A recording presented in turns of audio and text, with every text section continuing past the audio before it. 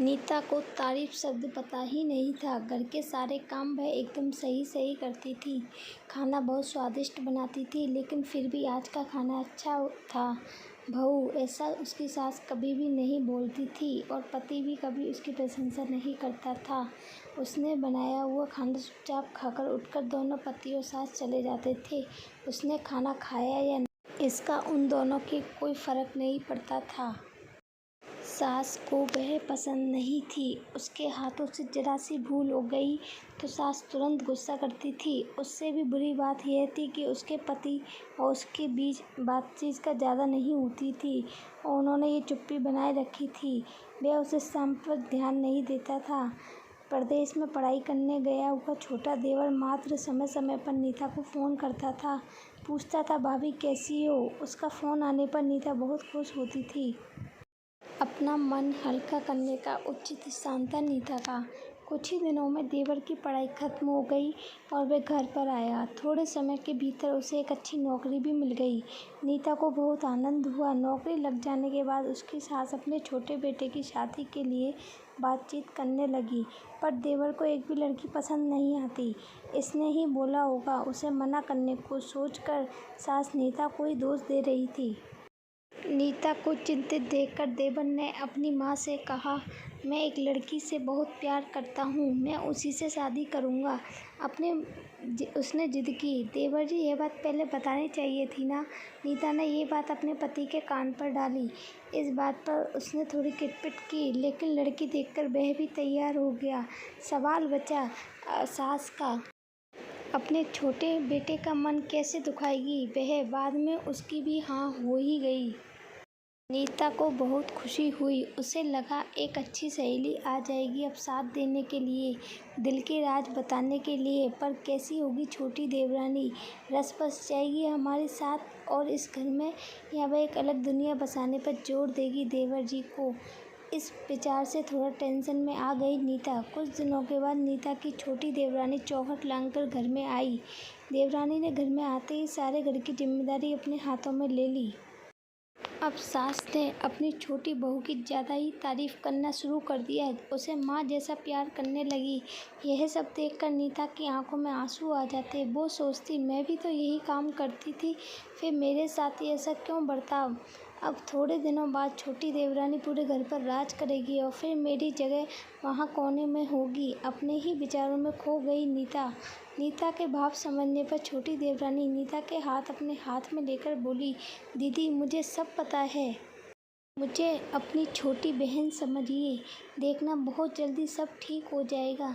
छोटी देवरानी ने पूरे घर की जिम्मेदारी तो ले ली, लेकिन कामों में कुछ ना कुछ भूल बार बार करती रहती।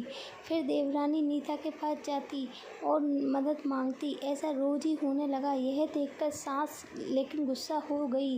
मेरे रहते हुए कि छोटी बहू बड़ी बहू को क्यों पूछती रहती है। फिर सास भी रसोई में जाकर चार काम शुरू करने लगी। धीरे धीरे वह छोटी बहू के साथ साथ अनजाने में बड़ी बहू से भी प्यार से बर्ताव करने लगी, प्यार से बोलने लगी, नए पदार्थ दोनों को सिखाने लगी, भूल समझकर समझाने लगी। अब सास और दोनों बहुओं में अच्छी दोस्ती होने लगी। इस वजह से बड़ी बहू का स्वभाव भी अच्छा होने लगा। उसके स्वभाव में खुलापन आ गया। सास भी दोनों के साथ कभी शॉपिंग तो कभी फिल्में देखने जाने लगी। वो अपनी दोनों बहुओं को समान प्यार करने लगी थी। इस वजह से घर का माहौल हंसता खेलता हो गया। इसके अलावा अपने भाई और उसकी पत्नी की बॉन्डिंग देखकर नीता का पति भी उसके साथ अच्छा व्यवहार करने लगा। यह देखकर छोटी बहू बहुत खुश हुई। दीदी, घर पर पहले आप ही का हक था। ऐसा बोलकर छोटी बहू ने अपने पूरे घर की जिम्मेदारी अपनी जेठानी को दे दी। साल भर में नीता के देवर को अच्छे वेतन और बड़ी पोस्ट पर स्थानांतरित किया गया।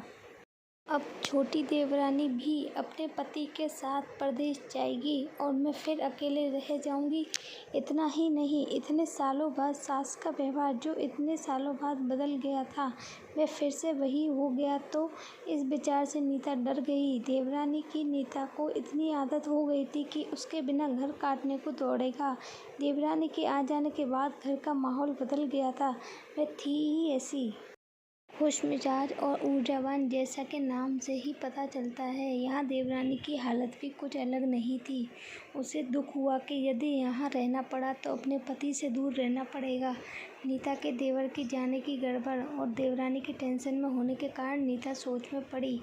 अंत में उसने देवरानी को पूछा तो देवरानी ने जवाब दिया कि दीदी, मैं सारा दिन नए स्थान पर अकेली रहूँगी, उससे अच्छा मैं यहीं हूँ।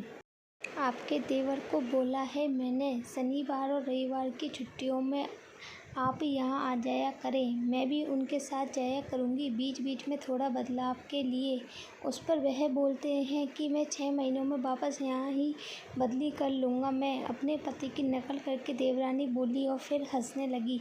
अपनी आंखों के आंसू पोंछते हुए नीता बोली, छोटी, यह दिन वापस आने वाले नहीं। जाओ तुम अपने पति के साथ, उनके साथ भी तो कोई होना चाहिए ना।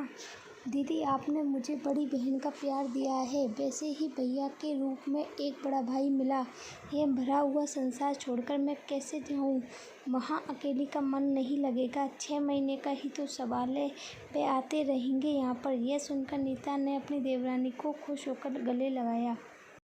तभी देवरानी नीता को बोली, अपने पति के साथ एक अलग जीवन बनाने में समय नहीं लगता, अपनों में रहकर पति की प्रतीक्षा में ही आनंद है। दोस्तों, 2 अलग अलग घर से आने वाली यह लड़कियां अपने नए घर के लिए सब कुछ करती हैं, पता ही नहीं चलता कि कब एक दूसरे की आदत हो जाती है। सच में देवरानी जेठानी का रिश्ता बहनों से कम नहीं होता।